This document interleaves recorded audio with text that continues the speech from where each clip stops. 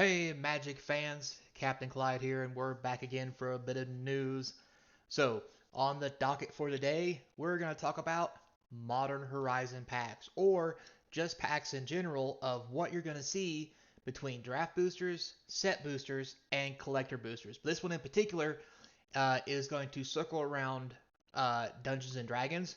But this same kind of layout will be the same as the packs come out, just reinsert whatever the special items are into those special slots, if you would say. So let's get on to it. So here, what we have is the actual breakdown sheet. So this is on Reddit by a guy named, I guess, Partado, I guess that's his name. But anyway, so he posted this on Reddit. This is the actual breakdown for the Dungeons and Dragons set as far as what's going to be in what pack. So basically what this does is give you a breakdown of if you're looking for something, where you should be getting it at. Now, you can see here there's all kinds of different things. There's non-foil, traditional foil, and etched foil. So in non-foil, we have the regular card, which are in the draft and set boosters. Collectors don't have regular cards, obviously, because they're always foil. We have borderless. They can be in draft, they can be in set, and they will be in collector boosters. Now, the sketch cards, those are those gray cards that you've seen in the previews before that are kind of gray, kind of like the old books. They'll also be in every box. We have the retro cards. I'm assuming the retro cards are referring to the old border art. Um, it looks like the draft and set boosters will have them, but the collector booster will not. Extended art will only be uh, non-foil. Will be in the collector booster. And then we have the list cards will only be in set boosters, obviously, and art cards are also only in set boosters. So as far as traditional foil goes, they'll be in every box. We get traditional foils. Borderless are in every box as well as traditional foils. Sketch foils will be in every box. Traditional foil retros will be in every box, so that's a good thing. Extended foils that are traditional foils will only be in collector boosters. And then here we have the MH1 retro reprint. Um, Not really sure, but it's only going to be in collectors. Of course, the art stamp cards are only in set boosters. The buy box promo can be gotten with anything. Um, and it will be in all three as far as the traditional foil goes. So next we talk about etched foils. So here it's showing that etched foils, basic lands, will be in the collector booster, which is interesting only. Regular etched foils will be in the collector boosters. There'll be no etched for borderless or the sketches. The retro etched ones will be only in collector boosters. There'll be no etched foils for the extended, and the retro reprint etched will only be in collector boosters. So what this basically tells me is if you're looking to invest and get those high price cards, you should try to get those collector boosters and honestly save them because they have these four things that the other sets don't have. Now, as far as the other stuff, the one thing they do have is they have extended traditional foils and the Retro 1 reprint foils. Now, with that said, the only thing extra you get out of this that's not in a collector booster that is in a set booster is just the art card that is stamped with the signature. So other than that, there's not a lot of difference here other than obviously the extended and retro reprint. So keep that in mind. And then up here we have all this. So with all that said, I hope this gives you guys an idea of what you should be looking for depending on what kind of cards that you want. So give us a good look, find out what you're looking for so you can buy the correct product that you actually want.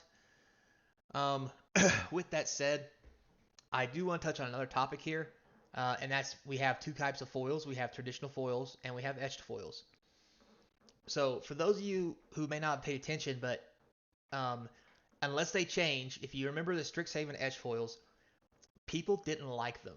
Now the etched foiling was very hard to see. I mean, it was there, and people did not take to them like they did the regular foils or the cold foils that we had in like Commander Legends or even for Flesh and Blood etched foils or cold foils. The etched aren't that good, and actually in Strixhaven, traditional foils are worth more than the etched foils. And I think that's going to be a tradition that keeps moving forward. Just, I mean, just because if the process is the same in both box types, having etched foils is not going to be worth as much as having a traditional foil. So just keep that in mind. The retro foils, that will only be, in the collector boosters. I think these and the extended foils are going to be worth a small fortune, especially for Dungeons and Dragons, Modern Horizon, and what have you. Um, I think that's where the real money is the real money is still in that traditional foil. It's not going to be in the etched foils. And the reason I say that, once again, people didn't like the etched foils. The full foils are worth more. Plus, dun dun dun. In case you guys didn't notice, I pointed out during some of my box openings how they've actually fixed the foiling.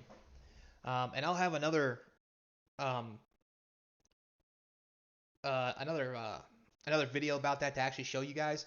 But I'm holding my hand right now. I know you guys can't see them, but I have a stack of foils from Strixhaven that I've had sitting on my desk, and it's just a giant stack of foils. Um, and for those of you who don't know, they are listed for sale on my eBay page. Check it out in the description. While we're mentioning it too, like and subscribe and hit that notification bell. Tell your friends and family, help support the channel. I'd really appreciate it. But anyway, so these foils are for sale. So I always separate them, and normally I put something on top of them to weigh them down. That way they don't bend. But what I found is, as I start going through the boxes and I start hearing some rumors that the foils don't bend, I was like, you know what? I'm going to leave some foils out. I'm going to see what happens. So I did a couple box openings, and I found out the foils weren't bending. So I've left a whole stack of foils sitting on my desk.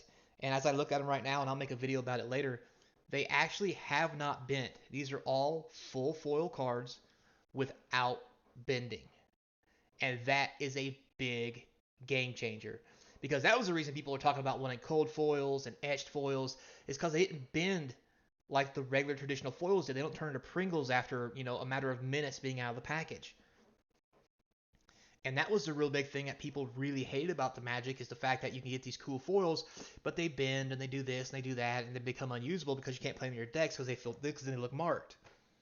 I've got a stack of land over here too. I mean, this stack of land is probably about 100 high from all the box openings.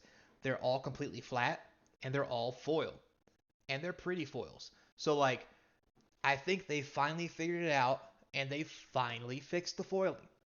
So with that said, the etched foil is not going to be the biggest deal about the collector boosters, um, except maybe for basic land. I haven't seen etched foiling on basic land. If this is going to be a thing, this might be something new that makes the etched foiling basic land worth more than normal foiled land. So that's something to think about. Also, etched foiled retros, maybe worth something. The reprint retro might be worth something, but just remember, guys, keep that in mind. Currently, etched foils are not as good as traditional foils. Now, with that said, with all this information I gave you, if you just want to play the game, I suggest just getting your draft boosters right here, because they're going to get you the best bang for your buck. They will be the cheapest, and they'll help you play the game. Now, if you want to invest a little bit, try to hit something, you got a little extra cash to spend, $5 or $10 extra for a box. Set booster is definitely a cut above, just because it gives you a lot more options. It gives you the art stamp card. It gives you the list card. Like, the list card alone is enough for the extra $6 a box, because you'll get that back in list cards. So I would highly suggest that. And if you want to invest, then the collector booster in every set is what you should be investing in.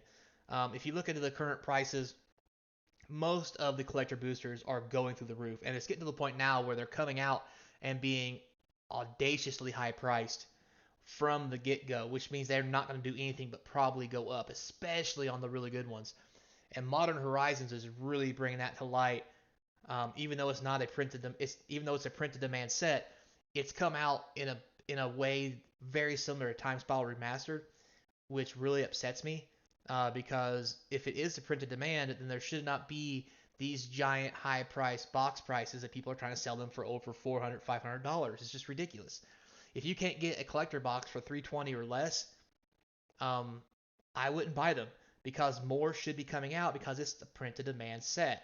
Same thing with set boosters. Same thing with draft boosters. The price that they're paying right now is people having FOMO, fear of missing out, and driving the price up, and people are willing to pay that. What we need to do as a culture is prevent that and stop buying at these high prices to make them drive those prices down. All my distributors are telling me, the guys I buy from, that they're jacking the prices up because they know they can get the money and they know more is coming out and they're trying to squeeze every penny out of it they can. Like I mentioned before, this stuff will soon end up on Amazon for the exact same price, maybe even cheaper from what some people are trying to sell it at. So, um, but that's another video. So thanks a lot, guys. I hope this little sketch here, this little basic layout from Pardo really helps. It really helped me out a lot. I like the layout. It gives me good information on what everything is. So with all that said, guys, uh, everything's opening back up. It's almost time to get back into your local LGS. So remember, support your local game store or vendor or whoever it is you get your stuff from. And until next time, this is your captain speaking. Remember to be kind, and I'll see you then.